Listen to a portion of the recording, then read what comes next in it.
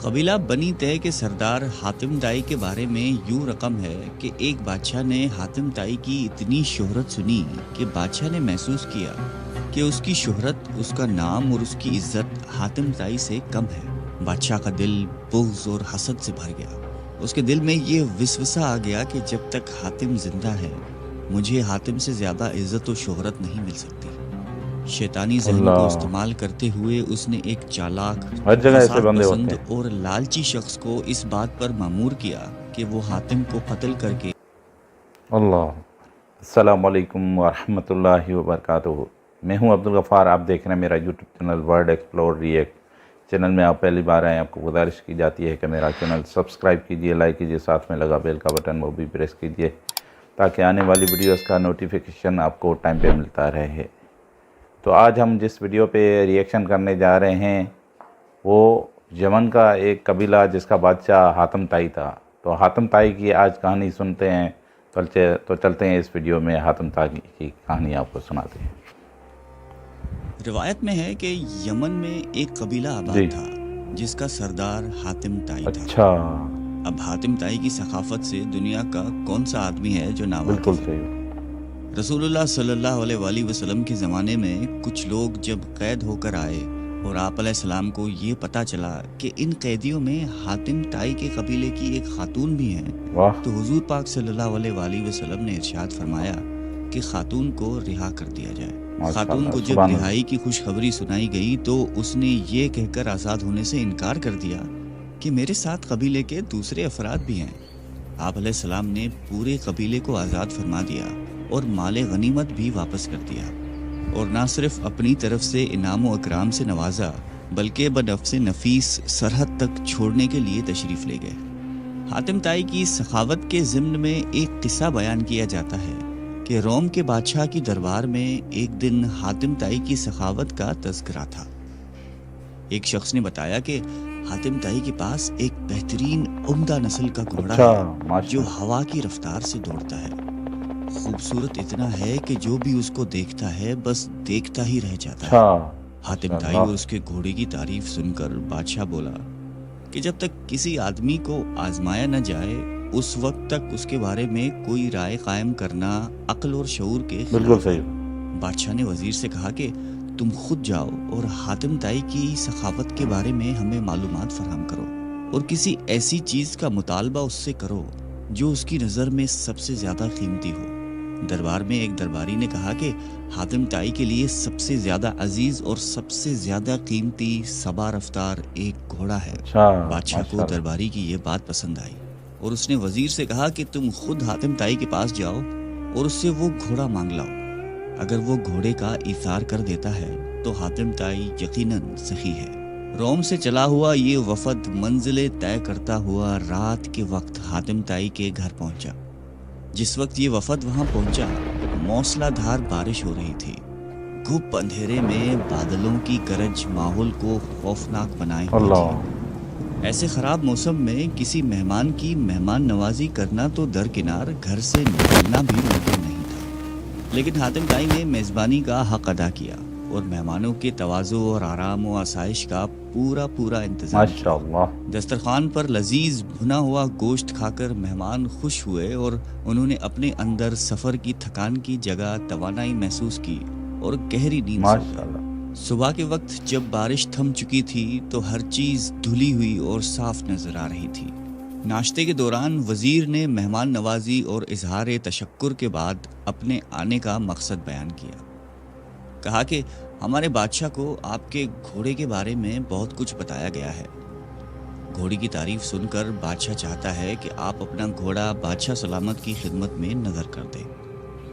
وزیر کی بات سن کر حاتم افسوس کے ساتھ ہاتھ ملنے لگا اور بہت افسردہ ہو کر بولا، اگر آپ گھوڑا ہی لینے آئے تھے تو یہ بات آتے ہی مجھے بتا دینی چاہیے تھی، لیکن اب میں مجبور ہوں، اس لیے کہ میرا پیارا گھوڑا اس دنیا میں نہیں ہے۔ آپ کو تو پتا ہے کہ پوری رات طوفانی بارش برستی رہی۔ میرے لیے یہ ممکن نہیں تھا کہ چراگاہ یا کسی اور جگہ سے کوئی جانور منگوا سکتا، لہٰذا میں نے اپنے گھوڑے کو ذبح کر دیا اور اسی کا بھنا ہوا گوشت دسترخوان کی زینت بنا تھا۔ वजीर हातिम ताई की ये बात सुनकर हैरान रह गया। बादशाह सलामत को जब ये सारा वाकया जाकर सुनाया तो उसने भी हातिम ताई की सखावत की बड़ी तारीफ की। कबीला बनी तय के सरदार हातिम ताई के बारे में यूं रकम है कि एक बादशाह ने हातिम ताई की इतनी शोहरत सुनी कि बादशाह ने महसूस किया कि उसकी शोहरत, उसका नाम और उसकी इज्जत हातिम ताई से कम है। बादशाह का दिल बुग़्ज़ और हसद से भर गया। उसके दिल में ये विस्वसा आ गया कि जब तक हातिम जिंदा है मुझे हातिम से ज्यादा इज्जत और शोहरत नहीं मिल सकती। शैतानी जहन को इस्तेमाल करते हुए उसने एक चालाक, फसाद और लालची शख्स को इस बात पर मामूर किया कि वो हातिम को कत्ल करके उसका सर उठा लाए। किराए का ये दहशतगर्द और कातिल शख्स अपने तरकश को तीरों से भरकर और तेज धार तलवार को मयान में रखकर हातिम ताई के मुल्क की तरफ रवाना हो गया। जब वो हातिम ताई के इलाके में पहुंचा तो उसकी मुलाकात एक खुश गुफ्तार, खुश मिजाज और बड़े ही पुरसुकून शख्स से हुई। ये शख्स किराए के कातिल को मुसाफिर समझकर अपने घर ले गया और ऐसे प्यार और खुलूस से उसकी तवाज़ो की कि किराए का कातिल उसका गर्विदा हो गया। अच्छा। दूसरे दिन जब मेहमान ने रुखसत होना चाहा तो खुश गुफ्तार और खुश इखलाक मेज़बान ने इसरार किया कि मेहमान अभी चंद रोज़ और क़याम करे और मज़ीद खिदमत करने का मौका दे। किराए के कातिल के दिल में मेज़बान की तकरीम और बढ़ गई। उसने कहा कि मुझे एक ज़रूरी काम दरपेश है, इसलिए मैं ज़्यादा दिन नहीं ठहर सकता। मेज़बान ने कहा कि आप वो काम मुझे बता दें, शायद मैं आपकी कुछ मदद कर सकूं। किराए के कातिल ने राजदारी से कहा कि बादशाह ने मुझे हातिम ताई को कत्ल करने का हुक्म दिया है। उसके सर पर बड़ा इनाम मुकर्रर कर दिया है। अगर आप हातिम ताई को जानते हैं तो मुझे उसका पता बता दें। ये सुनकर मेज़बान मुस्कुराया और आजिज़ी के साथ झुककर कहा कि मैं हातिम ताई हूँ, आप अपना काम शौक से पूरा कर सकते हैं, क्योंकि अगर ये काम आप इसी वक्त पूरा नहीं करेंगे तो फिर लोग देख लेंगे और वो मज़ामत करेंगे और आप इनाम से महरूम रह जाएंगे। हातिम की ये बात सुनकर किराए का कातिल अपने मेज़बान के पैरों में गिर गया। उसने अपनी तलवार और तीरों से भरा हुआ तरकश फेंक दिया और कहा कि ऐसे मुअज़्ज़ज़ सरदार के जिस्म पर फूल मारना भी गुनाह अज़ीम है। सखावत के बारे में एक मजलिस में हुजूर कलंदर बाबा औलिया रहमतुल्लाह अलैह ने फरमाया कि एक शख्स हुजूर सल्लल्लाहु अलैहि वसल्लम की खिदमत अक़दस में हाजिर हुआ और उसने अर्ज़ किया कि या रसूल अल्लाह, मुझे शहद चाहिए। आप अलैहिस्सलाम ने फरमाया कि उस्मान के पास चले जाओ। जब ये शख्स हज़रत उस्मान रज़ी अल्लाह ताला अन्हु की खिदमत में पहुंचा तो वहाँ बहुत सारे ऊँट बैठे हुए थे और गेहूं की बोरियां लादी जा रही थी। उस शख्स ने देखा कि एक बोरी का मुंह खुल गया और उसमें से चंद किलो गेहूं ज़मीन पर गिर गई। हज़रत उस्मान रज़ी अल्लाह ताला अन्हु ने जब ये देखा तो उन्होंने अपने मुलाजिम से बास पुरस की और उसको डांटा टपका कि ये गेहूं ज़मीन पर क्यों गिरा है। आने वाले शख्स ने ये देखकर वापसी का फैसला किया और फिर आप अलैहिस्सलाम की खिदमत में हाजिर हुए और फरमाया कि या रसूल अल्लाह, मुझे शहद चाहिए। हुजूर अक़दस सल्लल्लाहु अलैहि वसल्लम ने फिर यही इरशाद फरमाया कि उस्मान के पास चले जाओ। सवाली शख्स ने सारी कारगुजारी बताई। आप अलैहिस्सलाम ने फिर भी फरमाया कि उस्मान के पास चले जाओ। ये शख्स दोबारा हज़रत उस्मान गनी रज़ी अल्लाह ताला अन्हु की खिदमत में हाजिर हुआ और उनके मुलाजिम से शहद मांगी। मुलाजिम ने हज़रत उस्मान रज़ी अल्लाह ताला अन्हु से कहा कि इस आदमी को शहद चाहिए। हज़रत उस्मान गनी ने फरमाया कि इसे शहद दे दो। मुलाजिम ने बर्तन मांगा। आने वाले शख्स ने कहा कि मेरे पास तो बर्तन नहीं है। मुलाजिम ने फिर हज़रत उस्मान गनी रज़ी अल्लाह ताला अन्हु से अर्ज़ किया कि हुजूर, इसके पास तो शहद लेने के लिए बर्तन ही नहीं है। हज़रत उस्मान गनी ने फरमाया कि शहद का कप्पा उठा दो। आने वाले शख्स ने कहा कि मैं कमज़ोर आदमी हूँ, इतना ज़्यादा वज़न तो उठा नहीं सकता।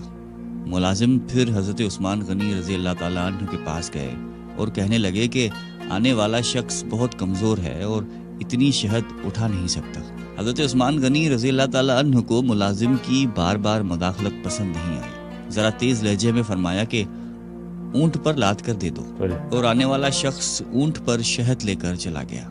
ये वाक़या बयान करके हुजूर कलंदर बाबा औलिया रहमतुल्लाह अलैह ने फरमाया कि मुझे इस बात पर हैरत है कि हर मुसलमान दौलतमंद बनना चाहता है, لیکن کوئی آدمی حضرت عثمان غنی رضی اللہ تعالیٰ عنہ کے طرز عمل کو اختیار کرنا نہیں بالکل چاہتا۔ صحیح بات، یہ پیغمبرانہ اوصاف اور طرز فکر جب بندے کے اندر متحرک ہو جاتے ہیں تو وہ دیکھ لیتا ہے کہ کوئی شے براہ راست موجود نہیں، ہر چیز کا وجود اللہ کی حاکمیت بالکل پر ہے، صحیح بات، سارے جہانوں کا بادشاہ اللہ بے ہی شک، ہے۔ انسان زندگی میں جس چیز کو حاصل کرنا چاہتا ہے تو ضروری یہ ہے کہ اس چیز سے متعلقہ لوگوں کی صحبت اختیار کی جائے، صحیح بات، مگر ہم شیطان کی قربت کی وہی کوگر تو ہیں بات ہے، تو شیطان کے اوصاف پسند کرتے ہیں، اور اگر ہم رحمان سے قریب ہونا چاہتے ہیں تو رحمان کی صفات اختیار کرنی ہوں گی۔ اگر آپ بھی اللہ تعالیٰ کی قربت اختیار کر کے کائنات میں ممتاز ہونا چاہتے ہیں تو اللہ کی مخلوق کی بے خدمت شک، کیجیے۔ بلا شبہ محبت رکھنے والے لوگ اللہ کے دوست ہوتے ہیں، اور دوست پر دوست کی ہمیشہ نوازش بے شک، ہوتی ہے۔ اللہ تعالیٰ آپ کو اور مجھے سخاوت کی صفات عطا فرمائے، آمین۔ آمین۔ تو ناظرین، آپ نے حاتم طائی کی یہ کہانی سنی جس میں حاتم طائی کا ایک واقعہ، یعنی گھوڑے والا مہمان نوازی کی، اس کے بعد ایک انعام رکھا گیا تھا کہ حاتم طائی کو آپ قتل کر کے آئیں کہ آپ کو اتنا انعام ملے گا، تو خود ہی وہ یعنی جس ٹائم پہ وہ قتل کرنے گیا تو پوچھا کہ حاتم طائی کہاں ملے گا مجھے، یعنی بادشاہ نے انعام رکھا ہے، اس کو میں قتل کروں گا تو مجھے انعام ملے گا۔ اللہ کا ایسا ہوا کہ وہ حاتم طائی خود ہی یعنی وہ بات سن رہا تھا کہ میں حاتم طائی ہوں، مجھے آپ قتل کرنے، آپ انعام سے محروم ہو جائیں گے۔ تو اتنی بڑی سخاوت، یعنی دوسرے کا حق رکھنے والا، وہ کیسا ہے۔ تو ایسی اچھی اچھی ویڈیو دیکھنے کے لیے میرا چینل سبسکرائب کیجئے، لائک کیجئے، ساتھ میں لگا بیل کا بٹن وہ بھی پریس کیجئے تاکہ آنے والی ویڈیوز کا نوٹیفیکیشن آپ کو ٹائم پہ ملتا رہے۔ اپنا خیال رکھیے، جاتے جاتے کمنٹ سیکشن میں اچھا سا کمنٹس کر دیں تاکہ ہماری حوصلہ افزائی ہو سکے۔